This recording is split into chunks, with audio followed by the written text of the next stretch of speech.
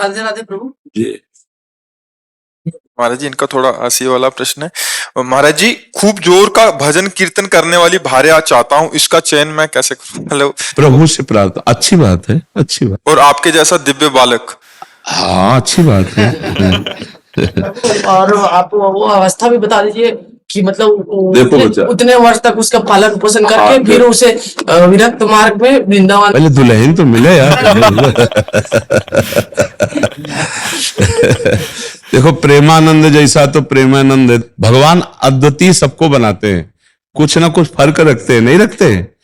तो हमारे जैसा लड़का तो ये तो हम ही आए आपके यहाँ, तो तुम तो अभी इतनी अवस्था के हो। अब या तो हम मरे और फिर तुम्हारे अंश से पैदा हो, तब ये बात है। तो ये तो अब होगा नहीं, क्योंकि हमको तो जाना है श्री जी के पास, अब जन्म होना नहीं। तो अब हमारे जैसा मतलब एक भक्त समझो, भक्त पुत्र पैदा हो, लेकिन हमारे जैसा भक्त पुत्र। महाराज जी, उससे पहले पत्नी तो आ जाए। आए भार्या सुंदरो भजन सखू कीर्तन बाई। वाली सक्कू बाई जैसे। मांग तो बहुत गुरु ऊंची है। सखू बाई जैसी पत्नी हो, प्रेमानंद जैसा लड़का हो, तो फिर बाप कैसा होना चाहिए? बात ये तो देख, तुम्हारी मांग तो है, जैसे नहीं मतलब हीरे का हार हो, स्वर्ण की करधनी हो, तो रकम कितनी तुम्हारे पास? बात समझ में आ रही कि नहीं? तुम्हारा साधन बल क्या है? अगर भगवान श्री कृष्ण को पुत्र रूप में नंद यशोदा ने प्राप्त किया तो उनका भजन देख लो। अगर मनोयोग के अनुसार पत्नी प्राप्त की करदम जी ने, तो 10,000 वर्ष तक तपस्या की और भगवान प्रसन्न हुए, तब उनसे मांगा तो देहूती रूप पत्नी, और भगवान कपिल देव जी पुत्र रूप में प्रकट हुए। तो बढ़िया मांग है तुम्हारी। अब जैसे कह दे कि हमको अमुक चीज चाहिए, तो हमें लगता है उसके लिए हमारे पास रकम होनी चाहिए, ऐसे हमारे पास तपस्या होनी चाहिए। हमारे पिता ने कभी पादुका जीवन में नहीं पहनी और किसान थे।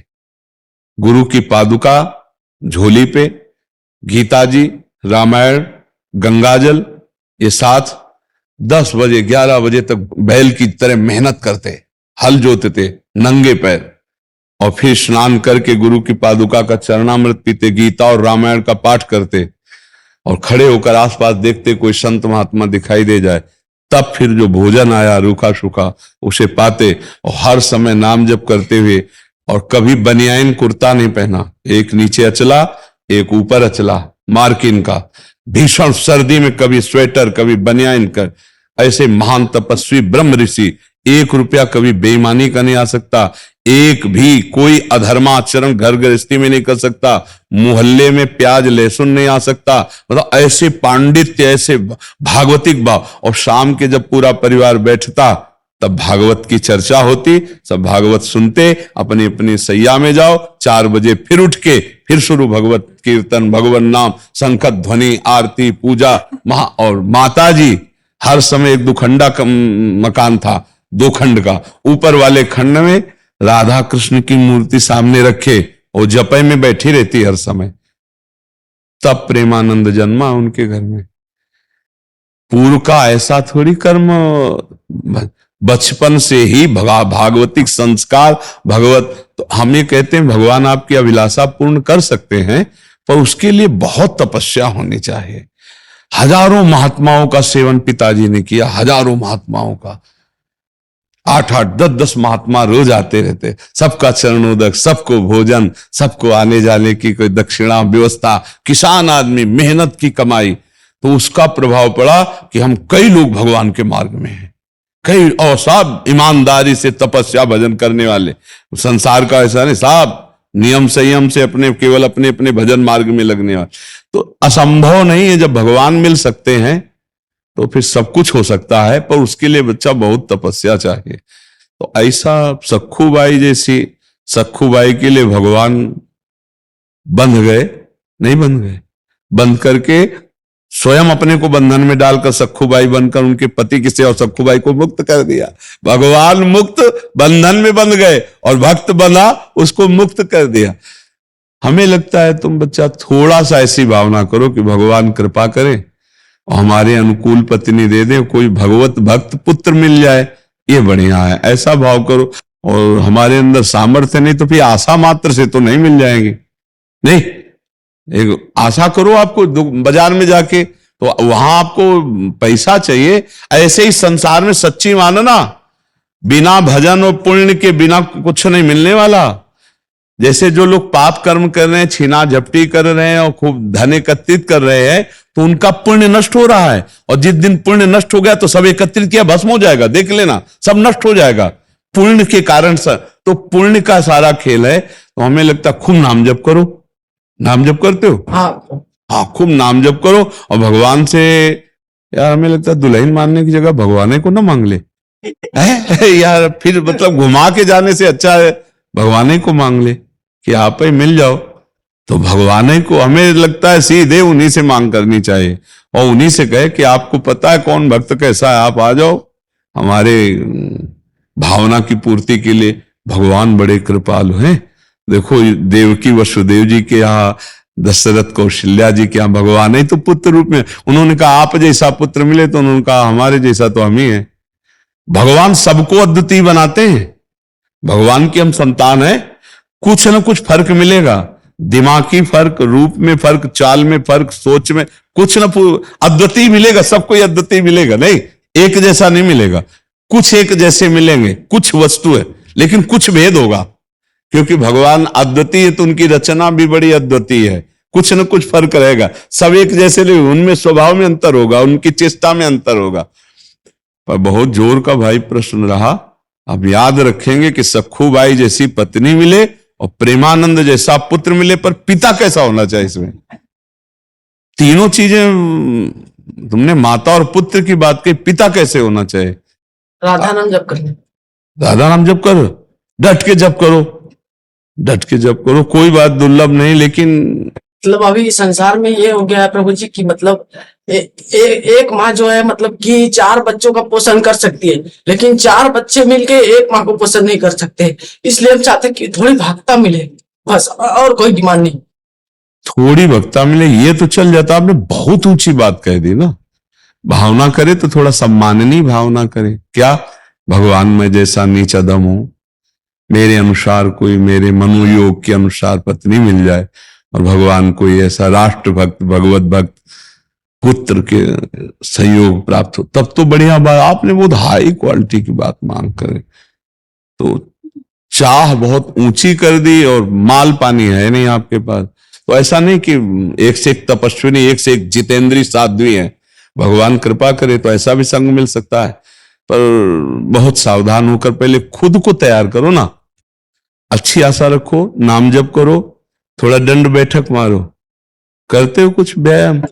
महाराज जी जब से सुना, मतलब अभी फिलहाल 10-15 दिन से, तो मतलब कि सुबह 4 बजे उठता हूँ। उसके बाद जो आसन में तांबे के पात्र में रखे आज ऐसा बताया गया है। हाँ हाँ, थोड़ा व्यायाम करते हो? अब शुरू व्यायाम शुरू किया, 10-15 मिनट करता हूँ। पहले अच्छा, अगर बताओ दुल्हन ना मिले तो क्या करोगे फिर? तो फिर बाबा जी बनेंगे। अगर मांस मछली भी खाएगी तो नहीं करेंगे के साथ। मांस मछली भी खाएगी, लहसुन प्याज भी खाएगी। वैसे आजकल जो दुल्हन तुम मांग रहे हो, भगवान ब्रह्मा जी कोई नई रचना करे हो तो हमें नहीं लगता लई तो बहुत कठिन लई। आजकल के भगवान कृपा करे, आजकल की बच्चियां बहुत और बच्चे भी बहुत ऐसे रजोगुणी, तुम्हारे जैसे सात्विक बच्चे तो बहुत कम मिलते हैं ना। तो भगवान से प्रार्थना करो, भजन करो, और अगर ब्याह ना हो तो बढ़िया बात सोचे हो, फिर भगवान के मार्ग में स्वयं चल दे, स्वयं प्रेमानंद बन जाए, प्रेमानंद में मगन हो जाए। इच्छा भी नहीं है ब्याह करने की, माता की थोड़ी चाह है, इसलिए थोड़ी इच्छा नहीं है इसकी, माता पिता चाह रहे हैं कि नहीं, माता चाह रहे हैं, पिता का ध्यान। पिता का शरीर पूरा होगा। कै भाई हो? तो बड़ा कौन है? बड़े हैं, उनका ब्याह हो गया है? हाँ तो ठीक है, तुम आप इंतजार करो, सबको बाई जैसी कोई देवी मिले, और ना मिले तो फिर भजन के मार्ग में निकल पड़ना। पर अच्छा लगा यार तुमसे बात करके, तुम सात्विक पुरुष हो। थोड़ा सा अभी निर्णय करने में क्षमता कमजोर है, लेकिन आप ब्रह्मचर्य से आज से पक्का बिल्कुल ठीक से रहो ना। और अगर ब्याह हो, स्वतः ब्रह्मचर्य होता है, हम कभी अपनी चेष्टा से नहीं करते। हाँ ठीक है। आप क्या होता है बच्चा, जब प्रारंभ में हम स्वयं चेष्टा से नष्ट करते हैं तो उसका अभ्यास बन जाता है। वो फिर स्वाभाविक नष्ट हो। अगर प्रारंभ से ब्रह्मचर्य ठीक, जब तक गृहस्थी में जाए तब तक ब्रह्म, तो जब गृहस्थी में जाएगा तो इसके द्वारा संतान भी बहुत बलिष्ठ और विवेकवान पैदा होगा। ब्रह्मचर्य बहुत अमोघ शक्ति है।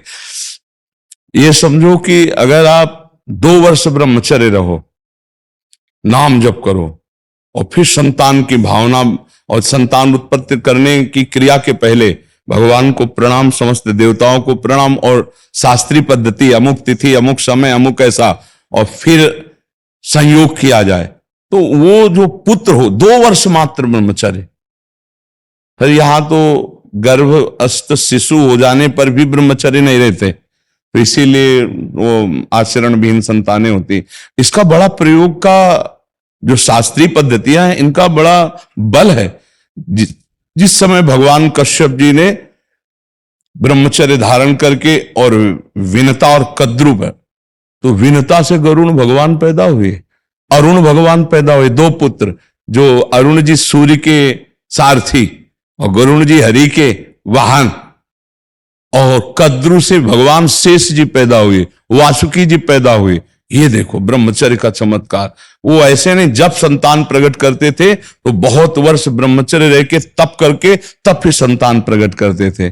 अब जैसे गंदे आचरण, गंदा पेय पदार्थ पे, गंदी भावनाएं, तो वैसे संतानें होती। अगर वास्तविक अपने जीवन में अपनी संतान की उन्नति चाहे तो कुछ समय तक ब्रह्मचर्य रह करके तब ऐसा, और जब गर्भ में बालक आ जाए, ये पता चल जाए गर्भ, तो कभी संयोग ना करे। फिर भगवान नाम कीर्तन, खान पान साथ, तो उस बालक में, गर्भस्थ शिशु में भक्ति के परमाणु आ जाएंगे, और वो चाहे राष्ट्र भक्त बने, चाहे भगवत भक्त बने, वो नाम रोशन करेगा। अब आजकल वासनाओं से सब खेल हो रहे हैं, तो इसीलिए संतानों में वो ओज, तेज, वो संयम नहीं पाया जाता। ब्रह्मचर्य बहुत बड़ी तपस्या है, बहुत बड़ा जीवन है, जिसको लोग समझ नहीं रहे। छोटे छोटे बच्चे ब्रह्मचर्य की हानि कर रहे हैं। ब्रह्मचर्य को बहुत संभालना चाहिए।